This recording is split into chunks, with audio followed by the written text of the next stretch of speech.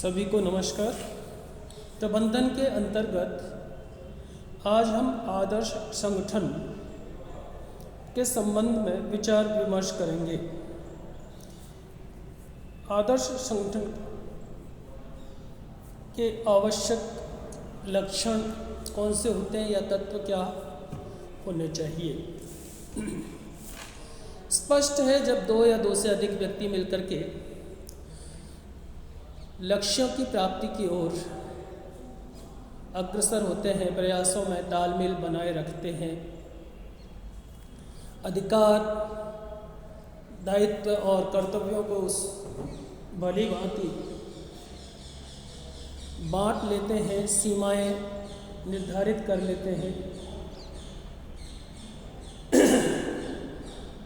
सभी आवश्यक उपकरणों, संसाधनों, तकनीकी का प्रयोग करते हैं, एक निश्चित पद सोपान निर्धारण करते हैं। तो ये जो एक ऐसा स्वरूप तैयार होता है वो संगठन कहलाता है। अब संगठन प्रभावी कैसे हो, अच्छा कैसे हो, आदर्श संगठन कैसा हो, उसमें कौन कौन से तत्व हों, इस पर विचार किया जाना है। संगठन के या आदर्श संगठन के लक्षणों में प्रथम है प्रभावी नेतृत्व। नेतृत्व गतिशील यानी गत्यात्मक और प्रभावशाली होना चाहिए। यानी कि नेतृत्व सही मार्गदर्शन देने वाला, इस तरह का आदर्श या उदाहरण प्रस्तुत किया जाए कि कर्मचारी उसका अनुसरण कर सकें, सही ढंग से व्यवस्थित कर सकें, उचित मार्गदर्शन वाला, आवश्यकता के अनुसार परिवर्तनशील। इस तरह का नेतृत्व कर्मचारियों को कार्य करने के लिए अभिप्रेरित करता है, प्रेरित करता है, उन्हें कार्य पर सही ढंग से बनाए रखता है। तो एक अच्छा नेतृत्व एक अच्छे संगठन के लिए आवश्यक होता है। द्वितीय है सुदृढ़ व्यावसायिक उद्देश्य। यानी कि किसी भी अच्छे संगठन के लिए यह जरूरी है कि उसका उद्देश्य स्पष्ट हो, सुनिश्चित हो और संगठन के कर्मचारियों, अधिकारियों, अधीनस्थों के सामने स्पष्ट हो।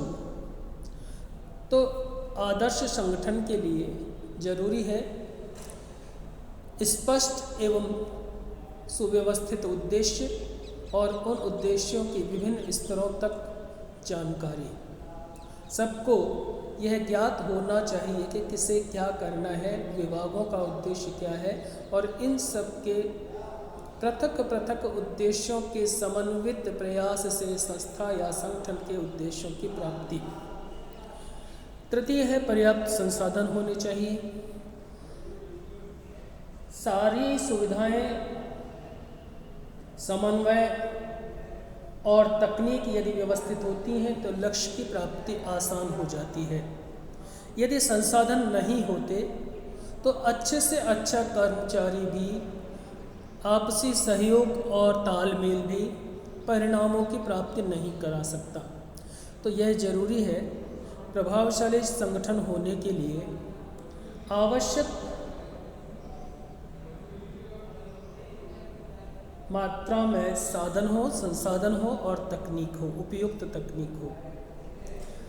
चतुर्थ आता है सुदृढ़ कार्यात्मक संबंध, साउंड फंक्शनल रिलेशनशिप।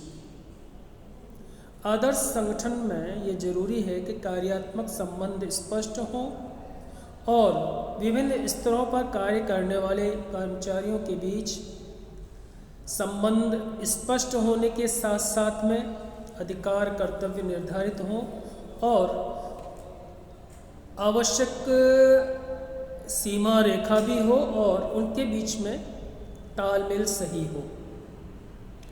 तत्पश्चात आता है कर्मचारियों के कार्यकाल में स्थायित्व, स्टेबिलिटी। जहाँ स्थायित्व होता है वहाँ संगठन प्रभावशाली तरीके से दीर्घकालीन उद्देश्यों को प्राप्त कर पाता है।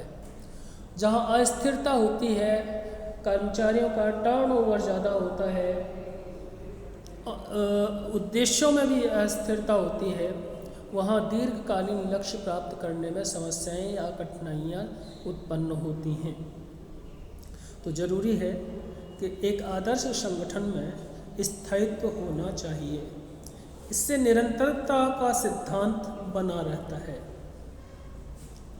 फिर आती है लोचशीलता, फ्लेक्सिबिलिटी। अच्छे संगठन का एक आधारभूत लक्षण है लोचशीलता, यानी उसमें इतनी संभावना हो कि दिन प्रतिदिन के कार्यों के साथ साथ में यदि कोई आवश्यक परिवर्तन करना पड़े तो परिवर्तन की संभावना, गुंजाइश, क्षमता बनी रहे। जोन्स इसे अनुकूलन का सिद्धांत कहते हैं। उनके अनुसार एक संगठन की रचना इस प्रकार की जानी चाहिए कि यह व्यवसाय के विकास एवं सुधार तथा बाह्य परिस्थितियों के साथ ही अपने आप को परिवर्तित कर सके। तो लोचशीलता संगठन की अतिजीविता के लिए आवश्यक होती है। समन्वय बहुत आवश्यक तत्व है। इसे प्रबंध का सार भी कहा जाता है।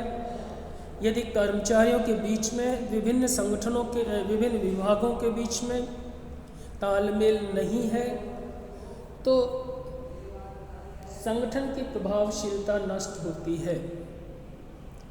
और तालमेल युक्त प्रयास से कम समय में, कम श्रम से मितव्ययतापूर्वक लक्ष्यों को प्राप्त किया जा सकता है। अधिक कुशलता के साथ लक्ष्यों को प्राप्त किया जा सकता है।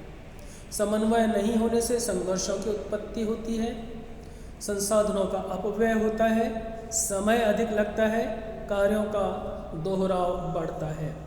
तो संगठन में उचित समन्वय बना रहना आवश्यक होता है। संस्था के उद्देश्यों की प्राप्ति के लिए समूह के प्रयासों की क्रमबद्ध व्याख्या, कार्यों में एकरूपता आदि के लिए समन्वय आवश्यक होता है।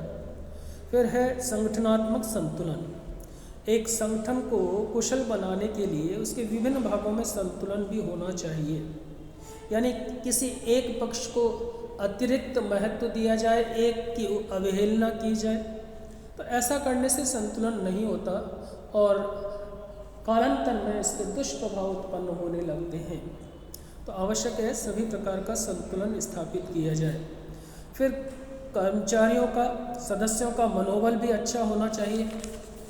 मनोबल उच्च रहने से, उत्साहपूर्वक कार्य करने से कर्मचारी कम संसाधनों में भी ज़्यादा परिणाम पैदा कर सकते हैं, उत्पन्न कर सकते हैं, दे सकते हैं।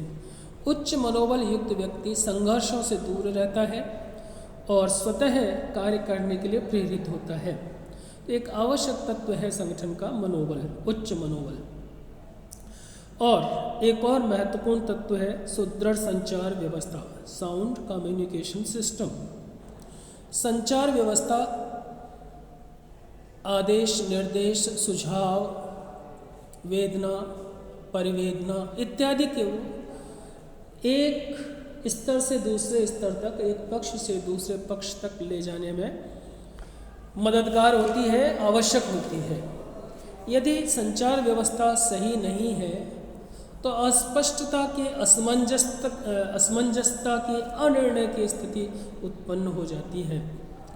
तो जरूरी है कि संचार व्यवस्था सही हो। इससे वेदनाएं उत्पन्न नहीं होती, स्पष्टता बनी रहती है। फिर संगठन सरल भी होना चाहिए। संगठन की संरचना इतनी सरल और स्पष्ट हो कि संगठन के प्रत्येक व्यक्ति को वह समझ में आए। और यदि संगठन के व्यक्ति या विभाग संरचना को नहीं समझ पाते तो निर्देशन प्रॉपर रूप से, सही ढंग से नहीं प्राप्त कर पाते और वहाँ फिर उनकी कार्यक्षमता पर विपरीत प्रभाव पड़ने लगता है। और फिर आता है कि नियंत्रण का विस्तार सही हो, स्पैन ऑफ कंट्रोल सही हो।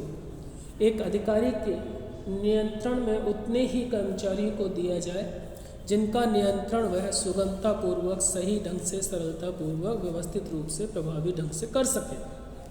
तो ये नियंत्रण का विस्तार है।